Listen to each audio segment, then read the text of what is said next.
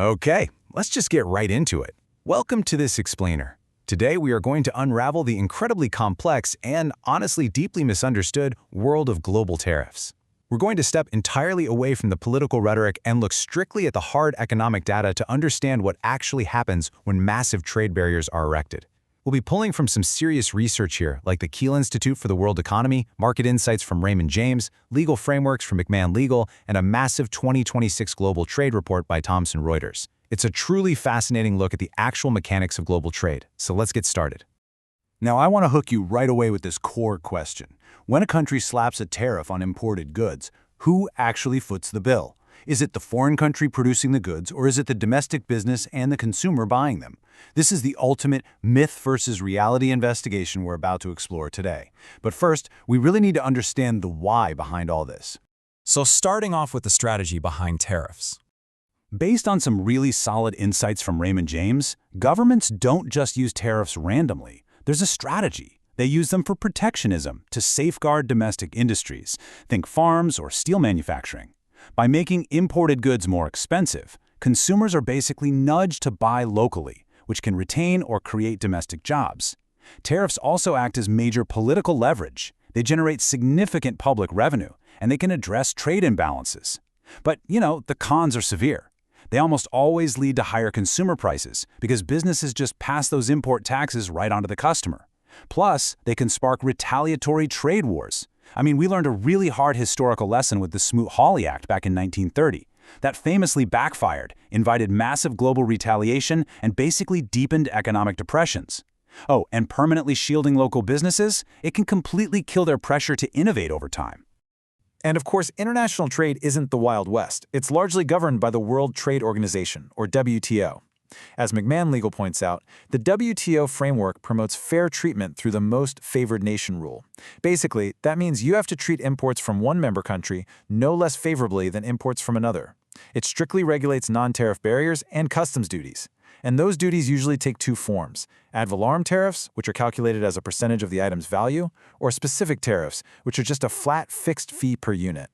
The whole goal is to prevent disguised protectionism, though actually the framework does allow exceptions if there are valid health, security, or environmental concerns.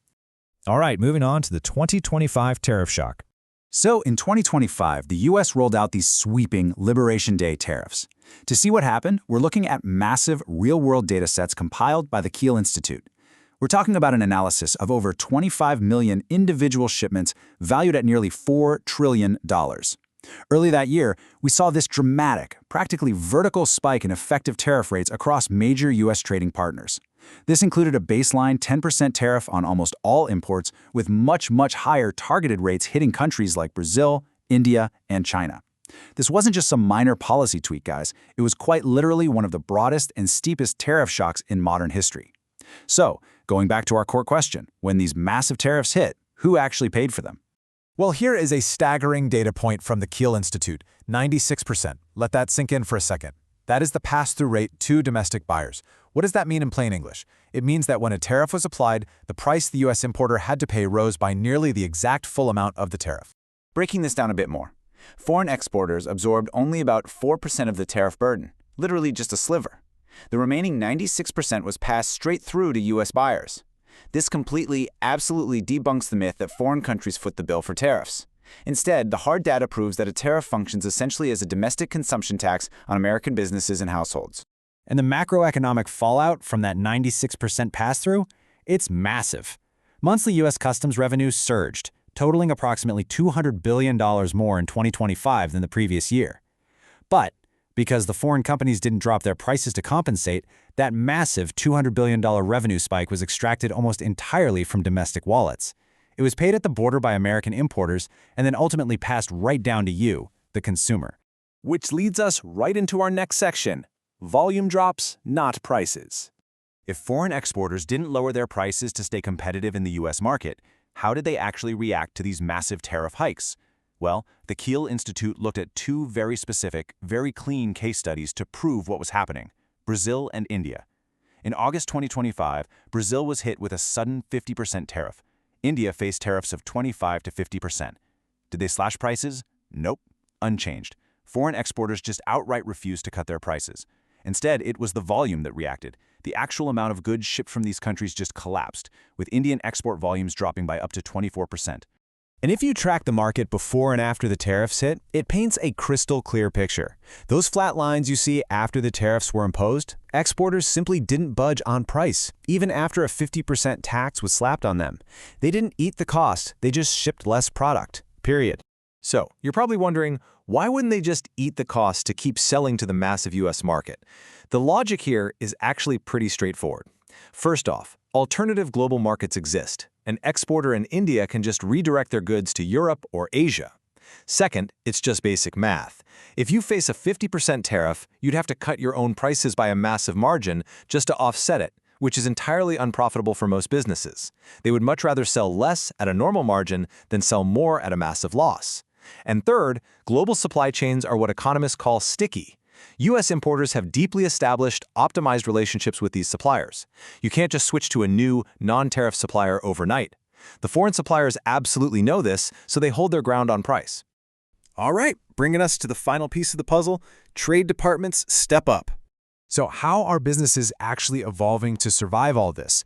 According to the 2026 Global Trade Report by Thomson Reuters, these tariff costs don't just sit quietly on a ledger somewhere. They are forcing companies to physically reorganize their entire operations. We're talking about fundamentally reshaping supply chains, completely changing procurement strategies, and even moving physical manufacturing footprints to totally different countries just to reduce tariff exposure and preserve any semblance of profitability. And the stress of this is literally off the charts. 72% of trade professionals surveyed by Thomson Reuters said that tariff volatility is absolutely the most impactful regulatory change they face. It's the undisputed #1 challenge keeping them awake at night right now, far outpacing things like export controls or corporate transparency acts. The ground they stand on is shifting overnight. But there is actually a pretty fascinating silver lining to this whole crisis. Because the financial stakes are now so incredibly high, trade departments are no longer being viewed as these sleepy, back-office cost centers that just file customs paperwork. No way. 4 in 10 trade professionals are now seeing increased influence at the executive level. They are being elevated into frontline strategic powerhouses, directly advising the C-suite on how to navigate all this chaos. And to handle all this intense pressure, these newly elevated trade teams are rapidly bringing in cutting-edge tech. 40% are actively exploring AI or blockchain technology, and they are securing massive new budget allocations for data analytics. They're collaborating heavily with finance, operations, and IT to model complex tariff scenarios and automate their risk management. It's a complete technological and strategic overhaul of how companies handle global trade. To bring this all together, I want to leave you with a really powerful concluding quote from the Kiel Institute that perfectly sums up the undeniable reality of the hard data we've looked at today. The claim that foreign countries pay for U.S. tariffs is empirically false. They function as a consumption tax on American businesses and households. The math is just crystal clear. A 96% pass-through rate means the domestic economy is the one footing the bill. Which leaves us with one final, kind of provocative question. We know the costs are passed through. We know global supply chains are physically shifting in response. And we know that Vanguard trade departments are transforming into executive-level strategic partners just to survive it. So, as trade volatility becomes the new normal, is your business actually ready for the next tariff shock? Thank you so much for joining me for this explainer. I really hope this helped cut through the noise and brought some real clarity to how global tariffs actually work behind the scenes.